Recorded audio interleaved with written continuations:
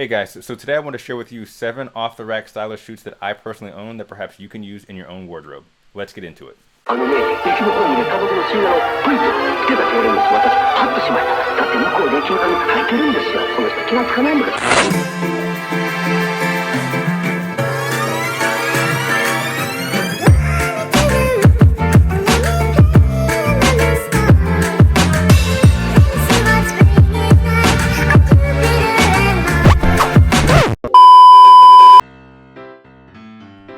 The first that we have here, of course, is a timeless navy blue, a suit color that every man should have in his closet. And as you can see here, I've paired this with a bright orange, and it kind of gives off those Goku vibes, which personally, I think is pretty neat for all you DBZ fans out there. Now, I wanted to show you how I'm putting myself together. Generally speaking, I always wear long sleeve V-necks with my suits because I don't really like the button-down shirts and ties with suits. It's not that I'm saying that it looks bad, it's just not my personal aesthetic, but to each his own. Now, I'm a pretty skinny guy, so it may be fair to say that I'm even a little bit on the scrawny side, and I tend to have difficulty finding clothes that fit just right, so even if I get the smallest size, it's usually not small enough. If you notice excess fabric from a shirt just hanging out, pull the shirt tightly down your pants and then just adjust the shirt so that the additional folds in the shirt are pushed to the back. This will make for the front of a shirt to look a little bit more fitted. And if you find that there's too much fabric hanging loose, you'll either need to get a different shirt with a more suitable fit, or you'll just need to get it tailored. The adjustment is well worth the added benefit of having a fitted, seamless look.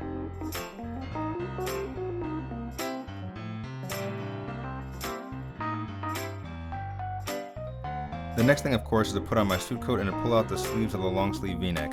Typically, I aim to have about maybe 1¼ inch out from the sleeve of the suit coat, and eyeballing it is just fine, but it does look weird if the sleeves from the undershirt are protruding out too much.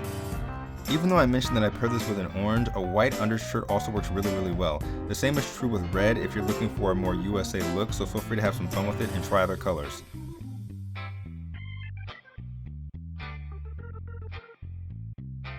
Yes, I know I turn around a little bit, I probably look somewhat silly, but anyway, you'll be seeing more of that in these subsequent suits that I'm about to show you. That aside, doing a little bit of adjusting never hurts. The same is also true for straightening your jacket and dusting yourself off. Overall, I think this look works really well, and it's something that you can definitely try for yourself.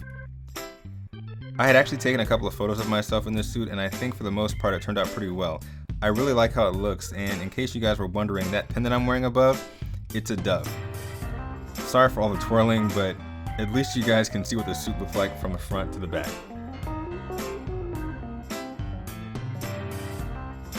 Coming in second, I have a dark green for you guys. Every time I look at myself in this, I'm reminded that darker colors really do look better on me versus something lighter, particularly when it comes to suits. As you can see here, I decided to go with a plain white long sleeve V-neck. I really love the 3 side pockets, and honestly, I don't even know why. Now, the material for this is thicker than what you previously saw, so it's not something that I would necessarily wear during the warmer months of the year, but as for the look, it's absolutely stellar. For something that's right off the rack, the fit is pretty decent.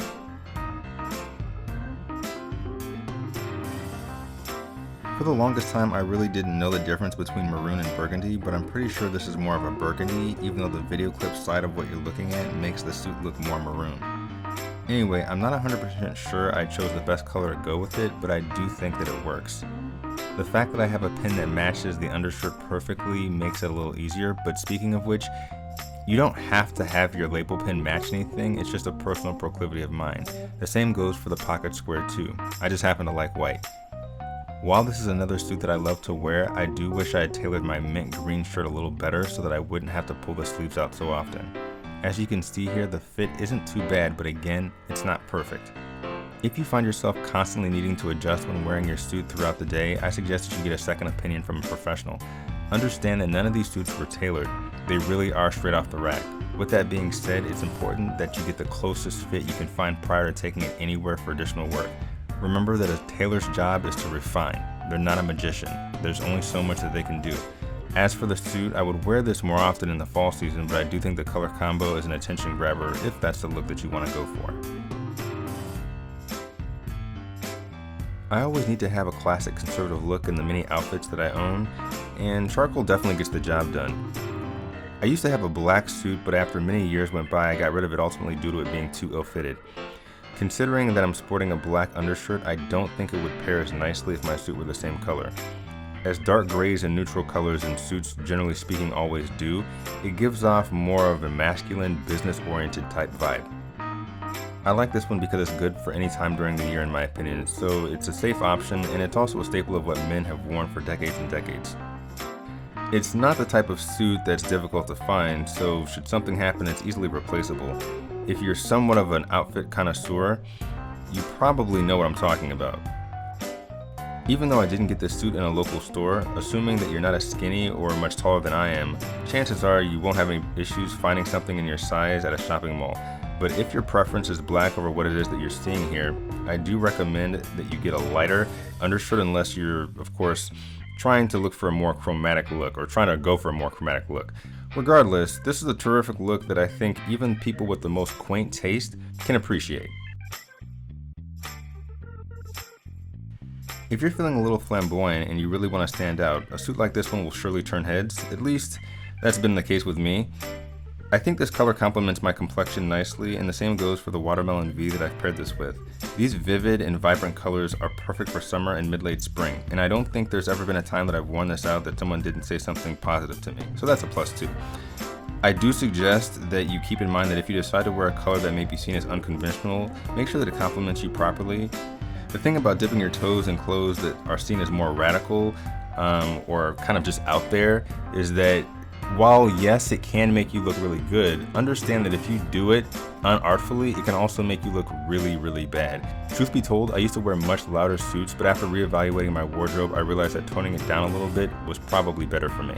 I tend to be pretty meticulous in how I style myself, so as you can see from the photo, even my eyeglasses match my suit perfectly, and getting separate pieces to go with my outfits can take some time, but the finished look is usually well worth the struggle that comes with it, not to mention the compliments when I go out.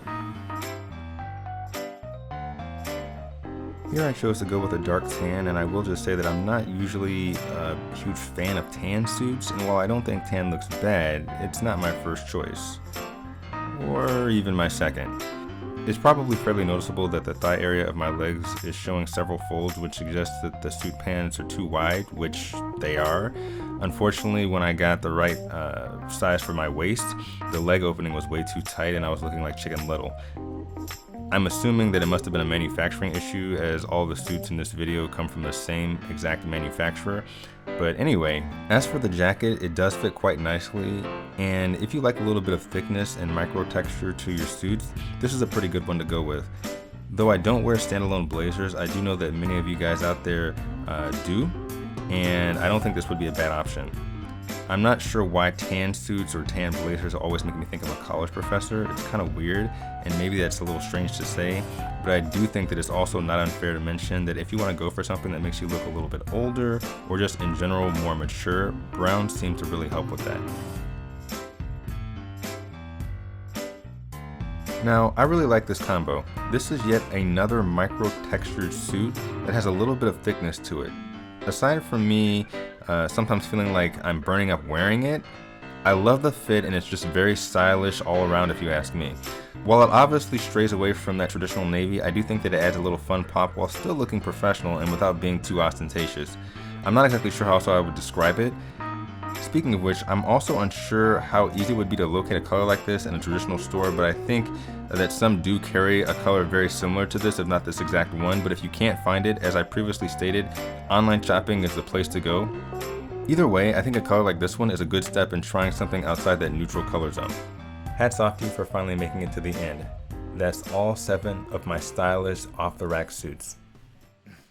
Alright, there you have it. Hopefully some of what you saw maybe gave you some ideas as to what you want to wear, or maybe what you want to avoid if that happens to be the case for you. But with that being said, I will see you in the next one.